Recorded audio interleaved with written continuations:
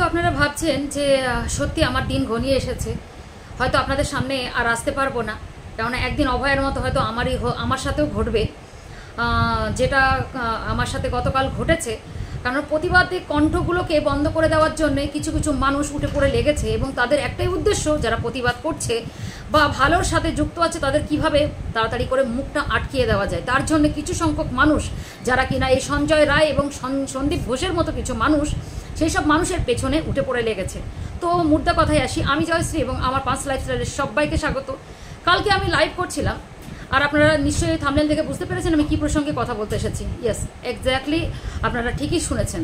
Yes, আমার সাথে যেটা ঘটনাটা ঘটেছে সেটা হচ্ছে যে আমাকে বলা হয়েছে, আমি প্রত্যেকটা সময় একটাই কথা বলার চেষ্টা করছি, আগে কিছু কথা বলে নিই, না হলে আপনাদের বুঝতে হয়তো অসুবিধা হবে। আমি আমার লাইভ এবং ভিডিওতে সবসময়ের জন্য কিন্তু আমি প্রতিবাদ করি, আর প্রতিবাদের যে ধরনটা সেটা হচ্ছে যে মানুষের সঠিকটা তুলে ধরা।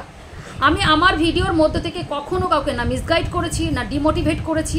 একটাই উদ্দেশ্য যে মেয়েদের সম্মান করো এবং মেয়েদের যে জায়গাটা তাদের সেই জায়গাটা একটু দেওয়ার চেষ্টা, এবং মেয়েদের যে নিরাপত্তা, সাধারণ মেয়েদের বিশেষ করে যারা অবহেলিত, যারা গ্রামগঞ্জে থাকে এবং যারা দরিদ্র, সেই সব মেয়েদের আর্তনাদ বা তাদের যে নিরাপত্তা আদিবাসী থেকে শুরু করে তাদের নিয়ে আমার কথা বলতে আসা এবং অন্যায়টাকে তুলে ধরা।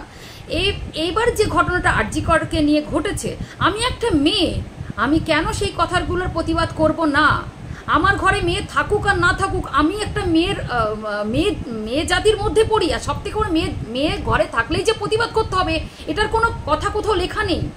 কেননা সব ফ্যামিলিতেই মা রয়েছে, মা হচ্ছে মেয়ের জাত। তাই সেই জায়গা থেকে আমারও প্রতিবাদের সুরটা সেম ছিল, যেখান থেকে দাঁড়িয়ে একটাই দাবি ছিল, দুটো দাবি আমার তরফ থেকে সবসময় প্রথম দিন থেকে ছিল। একটা হচ্ছে মেয়েদের নিরাপত্তা, সেকেন্ড হচ্ছে জাস্টিস অভয়ের জন্যে। অভয়ের জন্য জাস্টিস, এটা কে চায় না বলুন তো? ঘরে ঘরে প্রত্যেকটা মানুষ চায়, তার সাথে আমিও চেয়েছিলাম। এই চাওয়াটা কি আমার কোনো অন্যায়ের? যেখান থেকে দাঁড়িয়ে আমি কোনো রাজনৈতিক মানুষের না নাম নিয়েছি, না কাউকে কখনো মুখের ভাষা খারাপ করেছি 4 বছরের কেরিয়ারে, এবং কাউকে না ছোট করেছি, না কাউকে কখনোভাবে উত্তক্ত করেছি কোনো কথা দিয়ে, না কাউকে কখনো বলেছি প্রতিবাদ চালাও বা প্রতিবাদের সুর তাদের মাঝখানে ছড়িয়ে দিয়েছি। একটাই কথা বলেছি যে ঘটনাটা ঘটেছে বা ঘটছে আমাদের সমাজের সাথে, সেটা ঘৃণ্য এবং নক্করজনক ঘটনা।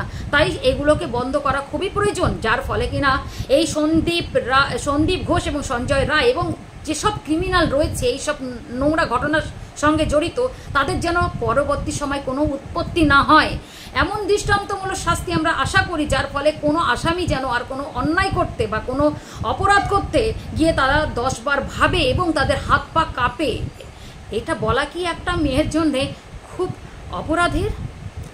আজকে আমি জয়শ্রী, আমি আপনাদের সামনে প্রশ্নটা করে যেতে চাই। আর আজকের কমেন্ট সেকশন অবশ্যই কিন্তু আমার খুব প্রয়োজন। যে কমেন্ট আমার কাছে অনেক মূল্যবান, যে কমেন্ট আমাকে আগামী দিনে ভিডিও করতে মানে সহযোগিতা করবে, এবং আমি মনে করব যে আমি কোনো ভুল পথে এগোইনি, ভুল কথা বলিনি। তাই আমার 99% মানুষ আমার পাশে আছে আমার ভালো কাজের জন্যে। আপনাদের কমেন্ট এই ভিডিওতে আমার চাই, কারণ একটা মেয়ের জীবনের এখানে প্রশ্ন উঠে এসেছে।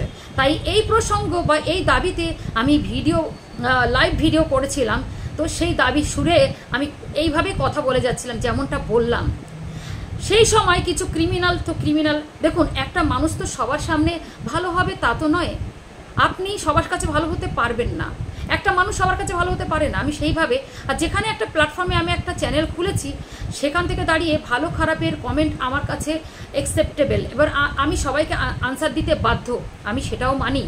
কিন্তু তার মানে এটাই নয় যে একটা মেয়েকে এমন একটা হুমকি দেওয়া হবে যার ফলে তার মুখটা বন্ধ করে দিয়ে বা প্রত্যেকটা ঘটনার একটা মানে এক্সাম্পল হিসেবে ব্যবহার করা হবে।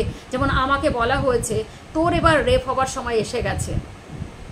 আমি আবার কথাটা রিপিট করছি, আমাকে বলা হয়েছে কালকে একটা লাইভে এসে, এমনি তো যারা এরকম এক অংশের মানুষ তাদের তো কোনো মুখের ভাষা ঠিক নেই, আমি সেটাকে ছেড়ে দিলাম। কেননা সবাই তো আর ভালো জায়গা থেকে সবার উৎপত্তি হয় না, সবাই তো সব জায়গা থেকে শিক্ষা পায় না। তাই বাবা মা আর শিক্ষাগুরু আর পরিবেশ পরিস্থিতি যাদেরকে শিক্ষা দিতে পারে না, আপনি আমি কে যে তাদেরকে শেখাবো? ছেড়ে দিলাম সেই প্রসঙ্গটা। যেটা আমার সাথে ঘটেছে সেটা হচ্ছে, কালকে আমার কমেন্ট সেকশানে এসে একজন লিখছে এবার তোর রেপ হওয়ার সময় এসে গেছে, এবং আরও অনেক কিছু। একটা স্ক্রিনশট আমি মেরে রেখেছি, সেটা আপনাদের এখানে দিয়ে দিচ্ছি। এবার আপনারা আমাকে বলবেন যে আমার এই প্রতিবাদের কথাগুলো কি ভুল ছিল? যদি ভুল হয় সেটাও লিখে যাবেন, যদি ঠিক হয় সেটাও লিখে যাবেন। তবে আমি আমার কথা আজকে জানাতে এসেছি। আমি জানি না আমার সাথে কি হবে বা কি হতে চলেছে, তবে একটা কথা বলি, বারবার অভয়া তৈরি হতে পারে না, অভয়া তৈরি হতে পারে না। তাই যতক্ষণ আমার নিঃশ্বাস আছে ততক্ষণ আমি প্রতিবাদ করে যাব, এই সব নোংরা আবর্জনার বিরুদ্ধে আমি কথা বলে যাব। আর দেখি না কি হয়, আমাকে ক্ষতি করবে আসুক, দেখি আমি অভয়া হতে পারি কি না। এক অভয়া তো সমস্ত পৃথিবীর মানুষকে নাড়া দিয়ে গেছে, আমিও দেখি আমার সাথে কি হয়। যদি আপনারা চান যে আমার সাথে সেটাই হোক, তাহলে আর কি বলবো, মানে আমার আজকে আর কিছু বলার নেই। কালকে অনেক মানুষকে আমি পাশে পেয়েছি যারা নিজেরা ছেলে হিসেবে তারা ঘেন্নাবোধ করছে, এবং তারা আমাকে বলেছে যে আজকে ছেলে হয়ে এই ভদ্রলোককে আমরা যেতে দিলাম বা ওকে ধরতে পারলাম না, সেটাই আমাদের দুর্ভাগ্য। আপনি চিন্তা করবেন না, আপনার পাশে আমরা সবাই আছি। আমি জানি এটাই আমার বড় পাওয়া। কিন্তু আপনারা বলুন তো, যে মেয়েরা কোনো কথা বলতে পারবে না, মেয়েদের কোনো অধিকার নেই পৃথিবীতে? মেয়েদের কোনো অধিকার নেই? মেয়েরা ছেলেদের পোশাক পরতে পারবে না, মেয়েরা জোরে কথা বলতে পারবে না, জোরে হাঁটতে পারবে না, জোরে কথা বলতে পারবে না, জোরে জোরে খেতে পারবে না, মেয়েরা ছোট চুল রাখতে পারবে না, মেয়েরা সব কিছু জিজ্ঞাসা চিহ্ন। এটা আমার বলা অপরাধ? কেন? কোথায় লেখা আছে? শুধু কি একটাই জিনিস লেখা আছে, মেয়েদের উপর অত্যাচার করতে হবে পশুর মতো? তাদের কাছ থেকে আমরা নিংড়িয়ে সমস্ত কিছু নেবার পরে তাকে পশুর মতো অত্যাচার করে ফেলে রেখে দেবো? এই কথাগুলো যদি আমি ভুল বলে থাকি আপনারা আমাকে জানাবেন। আমার আর বেশি কথা বলতে ইচ্ছা করছে না আজকে, খুব দুঃখের সাথে এই ভিডিওটা বানালাম। আমি কাঁদবো না, ওরা ভেবেছিল আমাকে কাঁদাবে, আমার ভিডিও বন্ধ করে দেবে, কিন্তু আমি থামবো না, আমি থামবো না। কেন থামবো? আমি তো কোনো খারাপ কাজ করছি না, আমি কোনো সমাজকে কোনো ভুল মেসেজ দিচ্ছি না। যেখানে বলার দরকার সেখানে কেউ বলে না, যেখানে কিনা জামা কাপড় খুলে যারা প্রতিনিয়ত ভিডিও করছে, যারা ঘরের কেচ্চা বিক্রি করে পয়সা ইনকাম করছে, তাদের কিছু সেখানে প্রতিবাদের ঝড় উঠছে না। প্রতিবাদ যারা করছে রীতিমতো সঠিক কাজের জন্যে, সেখানে মানুষের এই কমেন্টগুলো শুনতে হচ্ছে। তাই আজকে আপনাদের কমেন্টটা আমার কাছে খুব মূল্যবান। দয়া করে আমি শুধু জানতে চাই কে বা কারা আমার পাশে আছে, শুধু এইটুকু লিখে যাবেন। ভালো থাকবেন সবাই, সুস্থ থাকবেন। দেখা হচ্ছে পরের কোনো ভিডিওতে, যদি ভালো থাকি, যদি অভয়া না হয়ে যায়। ভালো থাকবেন।